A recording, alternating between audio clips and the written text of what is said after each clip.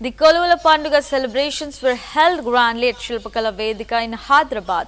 Chief Minister Revanth Reddy attended the event as the chief guest, highlighting the government's commitment to employment generation under the supervision of the Telangana State Public Service Commission (TSPSC). Appointments were made across 25 government departments during the ceremony.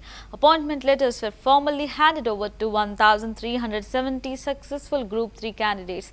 The event marked a significant milestone in strengthening public services and providing opportunities for youth. Officials, board members and dignitaries were present, adding to the festive atmosphere. The initiative reflects the government's focus on transparency, merit-based recruitment and empowering citizens through steady employment opportunities across the state. Eenadu Telangana public service commission చైర్పర్సన్గా మెంబర్స్గా మనం నియమించిన ఏ ఒక్క notification ఇచ్చినా ఇప్పుడు chief secretary Ramakrishna Rao గారు ఒక మాట చెప్పారు. గ్రూప్ 3 నోటిఫికేషన్ ఇస్తే 5 లక్షల అప్లికేషన్స్ వచ్చినాయి. 2.5 లక్షల మంది విద్యార్థులు పరీక్షలు రాసిండ్రు. అందులో 1370 మంది ఎంపిక కాబడ్డారు అని.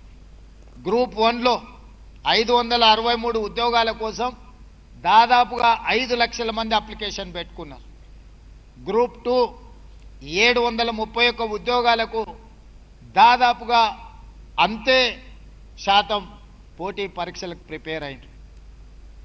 5-10 సంవత్సరాలు 10 నుంచి 15 లక్షల మంది నిరుద్యోగ యువకులు హైదరాబాదు నగరంలో ఉద్యోగ ఉపాధి అవకాశాలు లేక ఇతర ఉద్యోగాల కోసము ఇతర ఉపాధి ప్రయత్నాలు చేయకుండా ఈ ప్రభుత్వ నియామకాలలో మాకు అవకాశం వస్తుంది, అధికారులం కావాలి, తెలంగాణ రాష్ట్ర అభివృద్ధిలో భాగస్వాములై ఈ తెలంగాణను అభివృద్ధి చేయాలి అని గ్రామాల నుంచి బయలుదేరి నగరానికి వస్తే ప్రభుత్వం పోటీ పరీక్షలను నిర్వహించకపోవడం ఒక బాధ్యతారాహిత్యమైతే, నిర్వహించిన పరీక్షలు సక్రమంగా నిర్వహించకపోవడం రెండవ బాధ్యతారాహిత్యమైతే, నిర్వహించిన పరీక్ష ప్రశ్న పత్రాలు జిరాక్స్ సెంటర్లలో ఈరోజు పల్లి బఠానీలలాగా అమ్మే పరిస్థితి వచ్చి పబ్లిక్ సర్వీస్ కమిషన్కు ఉన్న గౌరవం మర్యాద మంటగలిస్తే ప్రభుత్వంలో ఉన్న వాళ్లకు చీమ కుట్టినట్టయినా బాధ లేదు.